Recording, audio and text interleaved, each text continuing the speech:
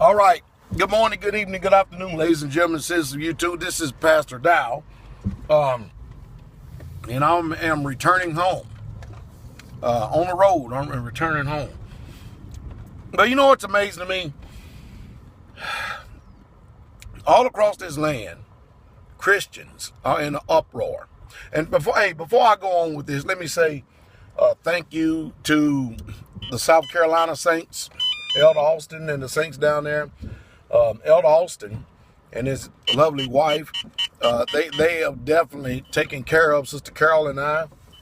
They must have called ahead and found out what I like, because when I went there, I got the same thing that I ate when I went to Brother Al's house. And everybody want to know, what I like. Everybody has, I guess, a favorite meal. Of course, mine is steak, asparagus, and sweet potatoes.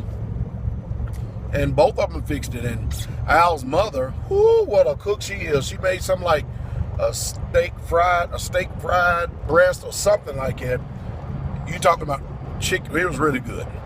And not only that, let me say this. Of course, y'all know I've been talking about Brother Al and the magnificent, wonderful job that Yah is doing up there through his hands. Now, that's the key. This is what I can't get many of you people to understand, is that if you're going to see the blessings of Yah upon a man's life, it's going to come through the work of his hands, not him getting somebody else's hands to do the work. It's going to come through the works of the hands that he does. Now, we can help each other out as brethren, but I think you understand what I'm saying. And that's the reason why I'm ranting and raving. And the Bible also says, don't let your own lips praise you, but let another. Also equally responsible for the success of Brother Al is that he has a faithful mother that loves the Most High.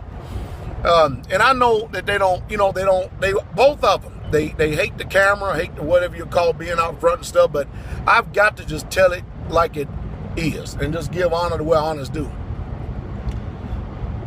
Brother Al's mother, a very humble mother, she's almost close to 60 years old. She is equally responsible with helping Brother Al build that place out there. I mean, she carries cinder blocks. And can you imagine that?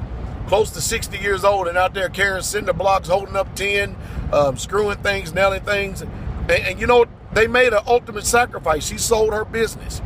Al sold his home. And I can go on and on and on. They have made the sacrifice, and they have invested a lot in this. And that's why I have to be very, very careful going forward to who I let step foot on that land. Because one sinner will destroy much good. And no doubt sinners do that. Now, that doesn't mean that we all have not sinned or we all going to get through this life not sinning again. Have you ever noticed the hypocrisy of people, though, that everybody else's sin is magnified to the zenith, past the moon and past Mars, but whenever they sin, all of a sudden it's a very light thing and we should just overlook it and poo-poo on it and just let it go? It's amazing, isn't it? Contrast that with the title of this video. And this video is Christian Homosexuals. Now you think about this for a moment, all right? I've ate breakfast at Cracker Barrel, just got finished, you know what I mean? And you think about this. It seems like everywhere you go, that there's that spirit of homosexuality. It's everywhere. Now, the Bible says, and I know that, and mind you, American champions itself as Bible-believing people. But the Bible says in Leviticus 18:22 that mankind should not lie with mankind, as with woman it is an abomination. All right, now watch this. So I'm in Cracker Barrel, and I'm looking at all these Christian men. They're all white Christian men, and they all had their Bibles out, and apparently was doing a little Bible study, business meeting, and everything else. And I looked over at my wife. I said, I guarantee you if I walk up to them and ask them, do you understand what you read? I guarantee every one of them will say, yeah. And then I also told her, I said, now watch this. If I go and challenge them on a couple of questions, you're going to find out how, even after their own religion, how unchristian they are. And you'll watch a spirit change in them, and you'll watch them, it'll be something else. But you think about this. If I went up to those Christian men and asked them what they thought about the sin of homosexuality, you know what we would get, right? We know we get. It's a sin. It's an abomination. And of course, the Bible teaches that sin is the transgression of the law. Isn't that right? 1 John 3:4. Is that right? Sin is the transgression of Yah's law. We understand it, right? And contrast that with Christianity tells you that we're not under that law. So therefore, how can Christians judge anyone for sin if they're not under the law? Now, they would champion themselves as the epitome of morality and righteousness, but then they give themselves passes while they pass judgment on others, and they commit just as a great of an abomination as the sin of homosexuality is. Now think about this. The Bible defines that sin is an abomination. Now watch this.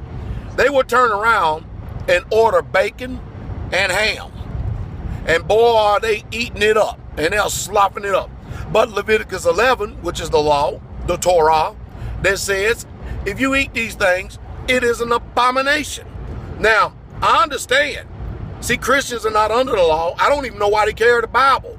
They need to just go ahead and write their own book and then follow it rather than using the Hebrew Bible and then perverting it, polluting it, twisting it, warping it, distorting it, body slamming it, and everything else that they do. They should just go ahead and keep on with their self-righteousness and their own justified sin rather than going around passing judgment on everybody else when they're committing an equal amount of sin themselves. You hear what I said? Think about this. Homosexuality, according to the law, Leviticus 18:22, is an abomination. Equally, what is an abomination is eating swine, eating pig, bacon, ham sandwiches. You understand what I mean? Pig roast, barbecue. All that is equal amount of sin. Now, while you may give each other a pass in this life because you don't call it a sin, I would call you a hypocrite if I see you trying to judge a homosexual based on his lifestyle. I will call you a flat-out hypocrite, and I will call you an abomination as well. You see, before we start going around removing the beam out of everybody else's eye, first remove the mote out of your own eyes, hypocrites. You see, you Christians are something else. You are utterly amazing. You are in no position whatsoever at all to pass any judgment or make any so-called moral judgments on anybody else when you're committing greater abominations than them.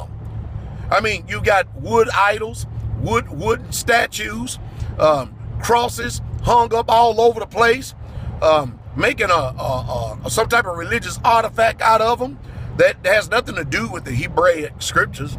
And I tell you, it's really hypocrisy to the zenith. Well, anyway, I know I've inflamed and incensed and enraged some Christians, but hey, oh well.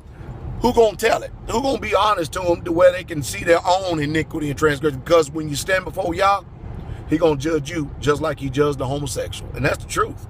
And that's the true straight way. Stop being a hypocrite.